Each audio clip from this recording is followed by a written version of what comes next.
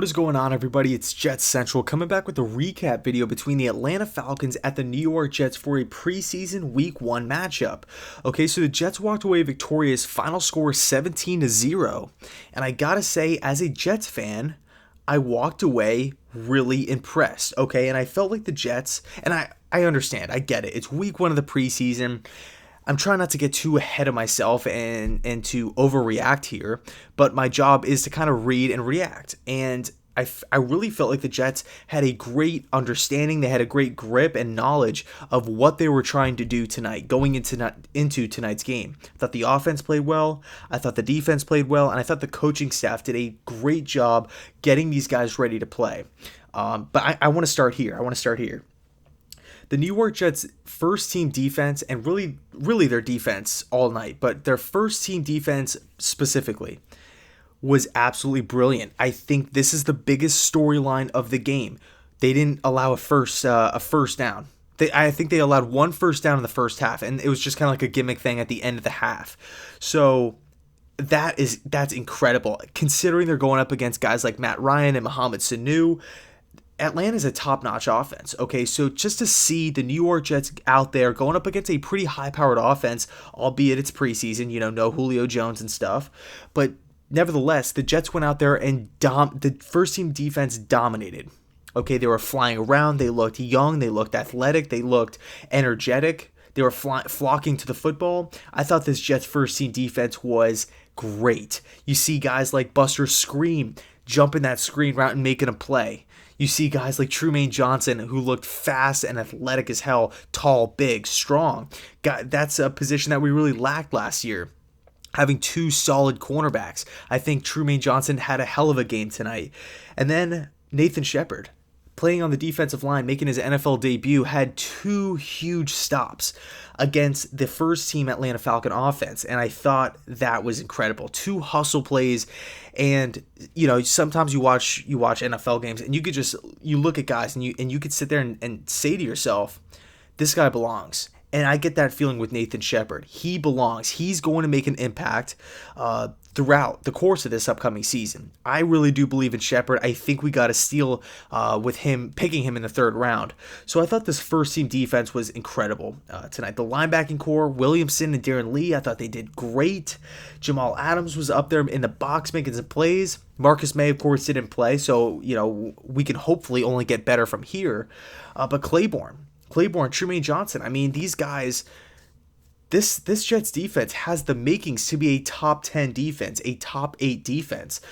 This defense can be really, really good, especially if the New York Jets offense helps them out and takes care of the football, not turning the ball over at a really high rate like they did with Ryan Fitzpatrick, a team back in 2015, where I felt like the Jets had a great defense, but they were kind of, and even 2016, where Ryan Fitzpatrick would constantly turn the football over, putting this defense back out on the field.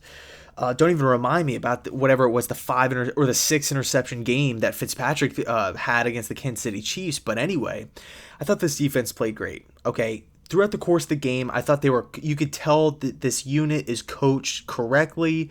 There weren't a lot of penalties as far as the Jets go. There was a few like lowering the head or like hitting with the crown of the helmet, which is, it's annoying in the moment. I understand it from like I guess a human aspect of it. You want to see these guys be safe. You don't want to see these guys have any devastating neck or back or head injuries or anything like that, or anything to happen to these guys when they're done playing football. So I get it, and it's going to be a little ticky-tack throughout the season because they're still trying to work things out. But I felt like the Jets, they were coached well, they were fast on defense, and they did their thing out there.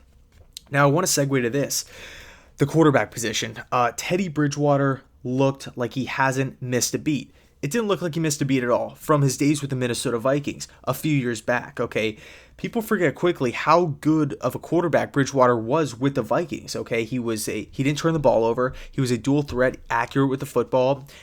He could put velocity on the behind the football. He didn't really have great arm strength, but he was accurate, especially in the short and intermediate passing game. So Teddy Bridgewater, he was the quarterback for a really successful Vikings team, which you can make the argument for. I've said this before in the past, that he should have a playoff win on his belt.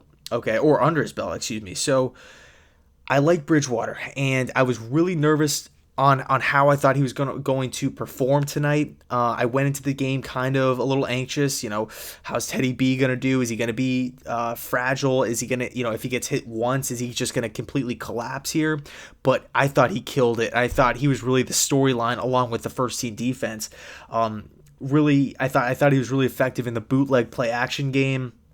And overall, just the short passing. I thought Teddy Bridgewater, he showed a lot of command. And that's one thing that you look for in quarterbacks: command of the offense, knowing where to go with the football, understanding defenses, understanding protections, having a great understanding of every possible situation that could happen with this specific play. So I thought Teddy had a great understanding, a great knowledge of or command of tonight's or of the offense in tonight's performance, excuse me. So Teddy Bridgewater, great performance, put up some solid numbers as well. And then Sam Darnold actually made a early entry into the game. I wasn't actually expecting Darnold to enter the game this early. But I like, especially in the first half, I really like what Sam Darnold showed. He pocket presence, his pocket presence is great. Just seeing him maneuver in the pocket, stepping up, going left, going right. He was doing his thing out there, avoiding pass rushers, finding the open man, keeping his eyes downfield, which is a really nice trait to see in a young quarterback, especially who's only 21 years old, not really getting fazed by the rush, albeit it's preseason, so it's not that complex of blitzes and stuff like that. But in any case, Darnold I thought was accurate. I thought he was poised. And I think there's a lot of things that you could build off of if you're Sam Darnold heading into week 2 against the Washington Redskins. So I really liked what I saw from Darnold in the first half. I thought as a team in the second half, the Jets got a little conservative, which Todd Bowles has been known for in the past. How we actually blew a 2-score lead against the same team that we played tonight last year, the Atlanta Falcons. We were up, I believe, 10 points on them last year, blew the game away. Same with the New England Patriots, same with the Miami Dolphins. So Todd Bowles has a history of when he gets up early in these games, just going completely conservative. And yes, I know it's preseason, but still, it kind of makes you scratch your head and say, Todd Bowles, let's go for the kill here. Let's really just keep our foot on the gas pedal. Let's not just try to escape with the victory here. So I don't know. The second half, the play calling on offense was a little questionable, like running the ball. There was a few drives where it was just 3 straight handoffs, punt, and I don't really want to see that as far as the regular season goes. But I don't think we will. And then I thought it got a little predictable as the game went on, just as far as Jeremy Bates kind of run, play action, pass kind of thing, or run on first down, play action on second down, and then pass on third down. So overall, I got to say the Jets looked really good. Towards the tail end of the game, it started, the train started to slow down a little bit, but hey, we won the game 17-0. I thought the young players did well. I thought the coaching staff did well. Defense looked great. I thought the offense picked up yards when they needed to. Sam Darnold didn't look like he had any hiccups out there. He didn't turn the ball over, which is great.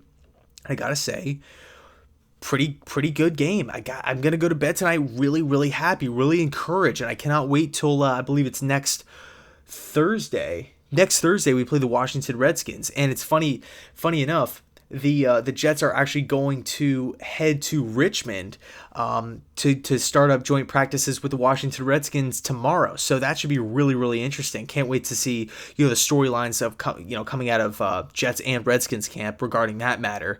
So Jets win the game 17-0. Let me know your thoughts down below in the comment section on how you thought the Jets looked, how you thought the Falcons looked, and I'll leave it there. Oh, quick shout out to Kirk Benkert, the Atlanta Falcons quarterback. He was an undrafted rookie from East Carolina / Virginia. I was actually pretty high on him in the pre-draft process, but this guy, I thought he showed a lot. Being an undrafted rookie free agent, I thought he did some nice things as well for the Atlanta Falcons. So shout out to him real quick. All being it's his debut game as well. So as always, thanks so much for watching, and go Jets.